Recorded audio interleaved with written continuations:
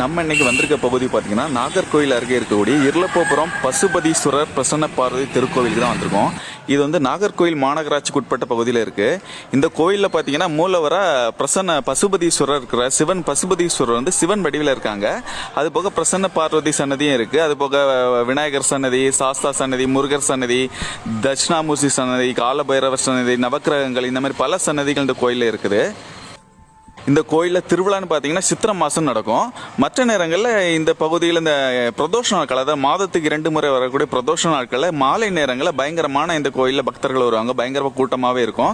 அதுபோக அந்த பிரதோஷம் முடிஞ்சு அந்த கோவிலை சுற்றி வாகன பவனியும் இருக்குது. அதை முடிஞ்சு பிரசாதம் கொடுப்பாங்க. இது இந்த ஊர் மக்கள் மட்டும் இல்லை, மாவட்டம் முழுவதுலேருந்து இந்த கோயிலுக்கு மக்கள் வந்துகிட்டு இருக்காங்க. இந்த கோயில் வந்து சிவன் சன்னதியில் வந்து ரொம்பவே பிரசித்தி பெற்றது. சிவன் கோயில் அப்படிங்கிற இதில் இருளப்போபுரம் சிவன் கோயில் அப்படிங்கிறது உண்மையிலே ஒரு ரொம்ப பிரசித்தி பெற்ற கோயிலாகும். இந்த கோயிலில் கோசோலை, அதாவது கோசோலை இது வச்சிருக்கு, அதாவது கோமாதா எல்லாம் இங்கே வச்சு வளர்ப்பாங்க. ஸோ அதுவும் இருக்குது. அது போக இந்த கோயிலுக்கு சுற்றி ஸ்கூலு, ஒரு அமைதியான ஒரு இயற்கை சூழல் அமைந்த கோயிலாகவே இருக்கு. அதுபோக இந்த கோயிலில் வச்சு இருமுடி கட்டுதல், இது திருமணம், நிறைய திருமணங்கள் இந்த கோயிலில் வச்சு நடக்கும். இந்த மாதிரி பல சிறப்பு வாய்ந்த கோயில். நீங்களும் இந்த கோயிலுக்கு இந்த பகுதிக்கு வந்தீங்கன்னா கண்டிப்பாக இந்த கோயிலில் வந்து வணங்கிட்டு போங்க.